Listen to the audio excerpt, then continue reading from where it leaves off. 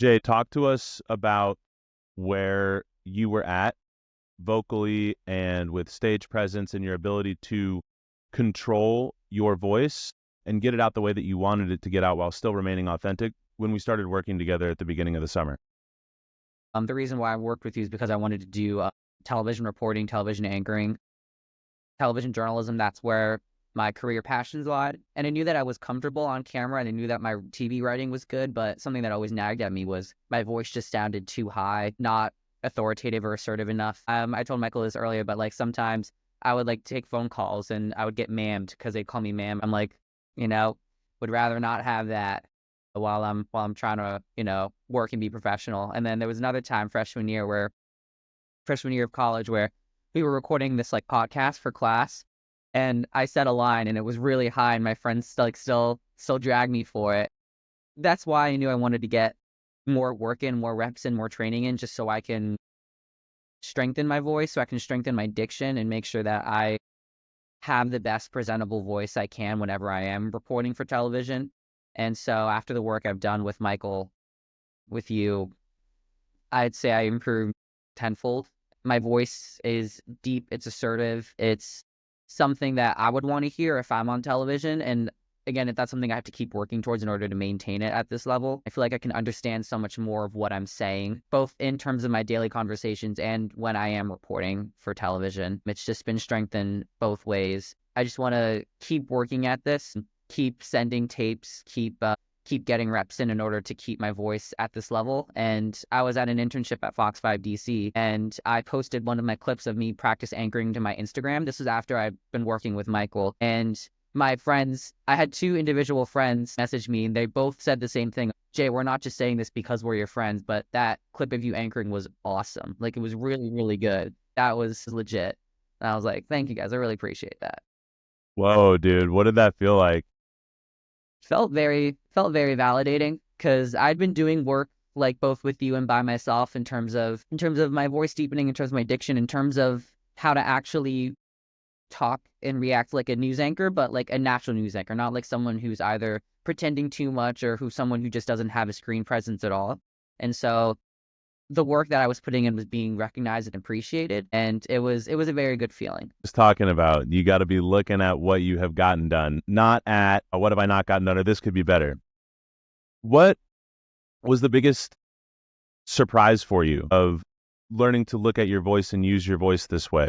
What made you look at what you can do differently and the power that you have in the voice differently? I think just how much of it relies on your own mentality. Even in the first like 2 weeks, I noticed a difference working with you in terms of my voice, but the challenging part was having the mindset and keep remembering to enforce the voices whenever I'm in daily conversations, or remembering to do it in the high pressure situations of when I'm actually reporting or when I'm actually anchoring. It's a lot of mentality. You have to remember to flip a switch, or you have to keep on working to where you don't even think about it anymore. Where do you feel like you're at with that in terms of having to have this desired result without conscious thought? I definitely think it's improving. Like when I'm talking with you today, I'm not thinking about my voice nearly as much as I did 2 months ago, where I'd have to think about it in order for it to sound this way or even sound remotely close to this. I think compared to 2 months ago to now, when it comes to not thinking, I think it's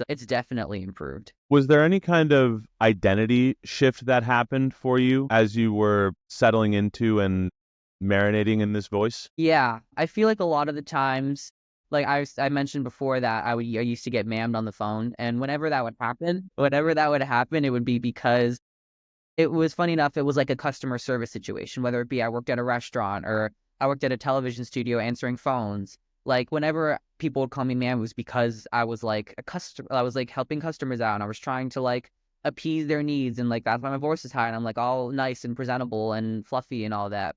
I have to remember I can still keep that niceness to them, but I don't have to be like a fluff with them. I can still be assertive and kind, but I don't have to make myself seem less than by making my voice seem higher in order to appease them. Like I can still talk like this, but still get my message across of wanting to help them and being in customer service. But also that can relate to real life as well.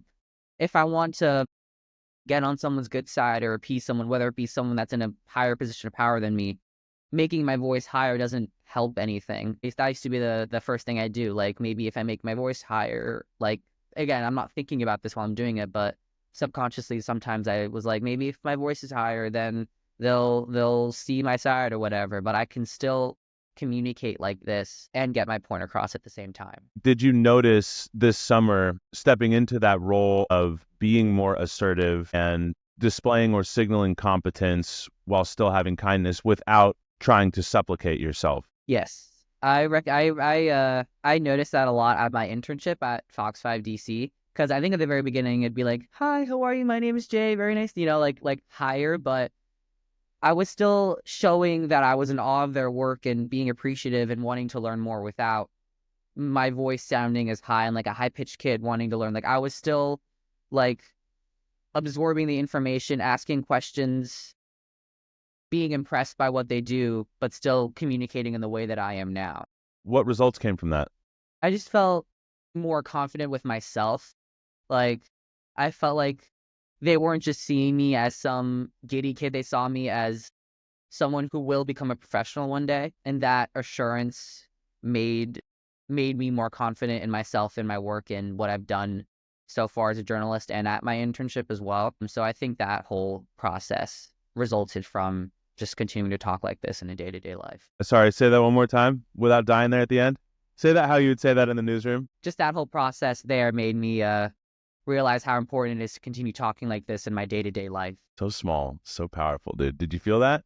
Yeah, Different. I did. And Yeah. you don't sound like you're reading the news. What were you thinking about? What were you afraid of, or not, maybe not afraid of, but what were you anticipating coming into work together? And how does that compare with what your experience ended up being? I had never done, like, I had taken acting classes before, I had taken some singing classes before, but I hadn't taken a class directly for the voice yet. And so I was just worried that it wasn't gonna work. Like I wasn't gonna, like nothing was gonna change. So I was a little bit nervous about that. But again, I'm very critical of myself, and so even sometimes when I thought I wasn't making a big change, I actually was making a big change, and it didn't really hit me that it was working as much as it did until I got validation from my parents, because you sent them a before and after video of me before training started, before after training started, and my parents, like, they're supportive, but at the same time they're very honest. Like they wouldn't be like, "Oh, no, it's not." And so the fact that they were like, "Jay, you improved so much," like that allowed me to have the confidence to be like, yeah, you know what, I did improve. So it was something that I learned along the way. Mm-hmm. Dude, I love to hear that. Yeah, Neil's not going to lie. Don't think he can. So what would you say to people who are in your position, who use their voice? What would you say to them to consider in terms of the utility of focusing on the voice to skill up in it, and why they should not study it directly like you have? I'd say if you're in a financial position in order to get training, I would highly recommend it. It's something that has transformed my reporting, my talking, my diction. You can understand what I'm saying so much more clearly now, even if I'm talking at a faster pace or at a slower pace. It's still the same level of understanding. And I even when I was interning at Fox 5, I was shadowing a reporter one day, and she's awesome. She was really great. And I was talking about my career, so I was talking about how she got her voice to the way she was. And I didn't mention that I was taking classes with her. And she was like, voice work just takes practice. Like if I could have gone back like 10 years, I wish I would have taken voice coaching. And I was like, see, that's what I'm doing right now. It's truly, it helps if you're in a field where you have to talk, you have to sound like you know what you're talking about. It's something I truly recommend. Did you not feel like you were heard before? I felt like I was heard, but I wasn't heard in the way that I wanted to be heard. You know, I was being heard as someone who wasn't authoritative. I was heard as someone, who's back in the sidelines, or like someone who's giddy or excitement. Again, I can still feel those things, but my perception wasn't of myself and how other people perceive me. It wasn't at the point that it is now because of the voice work that I've done. Where is it at now? I think that the work that I've done, it made me more confident in my ability to report and anchor, but also just more confidence in myself. Like, I know what I'm talking about. Like, what I'm saying is right. Like, if I'm in an argument with someone, or if I'm trying to get my point across, if my voice is high and meager, like, I'm not going to have the same confidence in my own ideas as if my voice sounds like this and I'm being assertive and I'm communicating it in the way that I wanted it to be communicated. Do you still see yourself as being off on the side or off in the corner? Not as much anymore. Just because my voice is improved, but also my voice is translating to my work. I'm advancing both in my career and socially. Like, I'm much more outgoing. I'm able to talk to strangers. Like, I'm able to, do all these things now. It's just gotten better for me.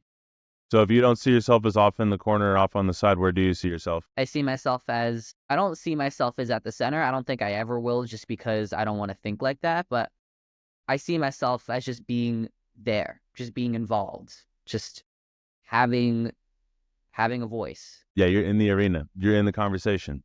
You can lead it and you can steer it and you can inject yourself into it when you want confidently. Dude, I love hearing that.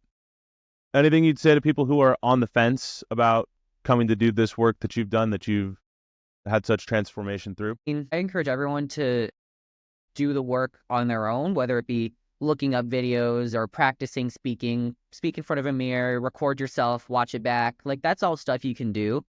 But to have someone who's able to give you specific tips that you can't look up, that's invaluable. I still use like the yawning technique. Like, I do it to like myself a little bit before. I still use that. I still think of myself like talk in like 0.9 speed instead of 1 speed being the default. And that makes sure that my diction still flows and it's still understandable for people who are listening to me. And the whole aspect of don't dying off at the end, which we practice all the time, I still sometimes forget about that, but it's still something that I work at every day, and it's something that I still use every day. These are all tangible tips that I still use. All right, so last question for you then.